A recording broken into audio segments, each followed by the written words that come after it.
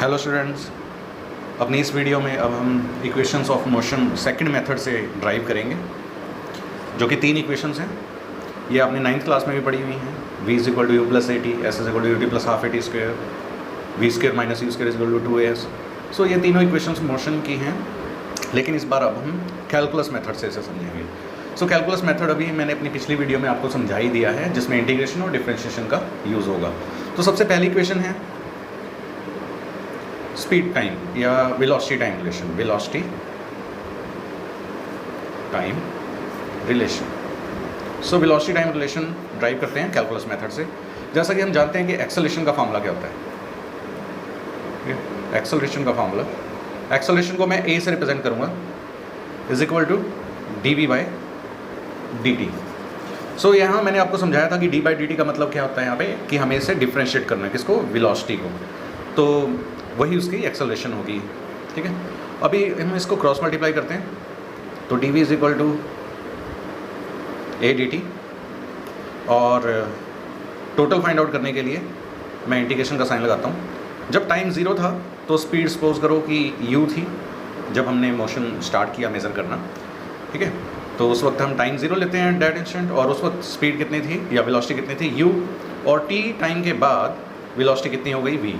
तो यहाँ हमारे पास ये क्या बन गए हैं, डेफिनेट इंटीग्रल्स। तो अब हम इसके इंटीग्रेशन करके और अपना अपर लिमिट माइनस लोअर लिमिट का वर्किंग रूल अप्लाई करेंगे। तो डी की इंटीग्रेशन क्या होगी, डी की इंटीग्रेशन होगी v, ओके। सो डी की इंटीग्रेशन क्या हो गई हमारे पास, v इज इक्वल टू ए यहाँ से बाहर आएगा क्योंकि ए के साथ t नहीं है। dt हमें ये बताता है कि हमें सिर्फ t वालों की इंटीग्रेशन करनी है, ओके। सो अब हम a को बाहर निकाल के और dt की इंटीग्रेशन कर देते हैं, तो क्या आ जाएगा, t। तो यहाँ हमने लिमिट्स लगा दी हैं, और अब अपर लिमिट माइनस लोअर लिमिट, तो v की जगह एक बार अपर लिमिट v ही आएगी और लोअर लिमिट आएगी u is equal to a, upper limit t minus 0, so v is equal to u plus a t. तो ये हमारी पहली इक्वेशन ड्राइव हो गई है कैलकुलस मेथड से। Now next, second, position time. Position time, position time को हम डिफरेंशिएट और इंटीग्रेशन दोनों का ही यूज़ करके करेंगे। तो हमारे पास फार्मूला क्या था, एवरेज वेलोसिटी का formula, rate of change of displacement. So this is our velocity. तो हम यहाँ पे इसको क्रॉस मल्टीप्लाई कर लेते हैं, d x is equal to v d t, ठीक है। और लिमिट लगाने से पहले यहाँ टाइम की लिमिट्स आएंगी और यहाँ हमारे पास डिस्प्लेसमेंट की लिमिट आएंगी। तो लिमिट लगाने से पहले मैं यहाँ वी की वैल्यू पुट कर देता हूँ। हम पता है कि वी कैसे टाइम के साथ वेरी होता है, u plus a T D. Limit लगा लेते हैं अब, यहाँ लिमिट 0 टू t, और यहाँ हम x नोट से x, या सिंपली सपोज करो कि जब टाइम 0 था तब मैंने कोई अभी डिस्प्लेसमेंट ट्रैवल नहीं की थी, तो मैं यहाँ पे 0 पुट कर सकता हूँ। और यहाँ पे हमारे पास s भी आ सकता है, लिमिट्स हैं कोई भी लगा सकते हैं, बट ये डिस्प्लेसमेंट है। और dx की इंटीग्रेशन तो हमारे पास हो जाएगी x 0 टू s। इसकी इंटीग्रेशन कैसे होगी, इसकी इंटीग्रेशन का रूल क्या होगा, ये dt ब्रैकेट खोल के अंदर अगर हम लेके आते हैं तो u dt plus a T D T हो जाएगा, ओके। नो, अब u dt की इंटीग्रेशन, u t यहाँ से a बाहर, और t dt की इंटीग्रेशन, क्योंकि यहाँ t की पावर 1 है, तो हमारा वर्किंग रूल क्या है, जो हमने अपनी पिछली वीडियो में बताया था, t 1 प्लस 1 अपॉन 1 प्लस 1, ठीक है। सो मुझे यहाँ से लिखना नहीं चाहिए था, जस्ट आपको समझाने के लिए ऐसा बताया मैंने। So upper limit minus lower limit, यहाँ पे भी upper limit minus lower limit, और ये जो वैल्यू है ये टी स्क्वायर बाई 2 बन जाएगी, ठीक है। तो प्लस a,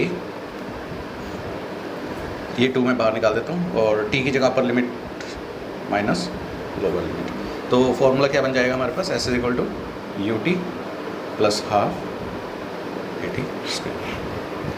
तो अब हम अपने थर्ड फॉर्मूले की तरफ चलते हैं। थर्ड फॉर्मूला, पोजीशन वेलोसिटी, ठीक है, या वेलोसिटी पोजीशन।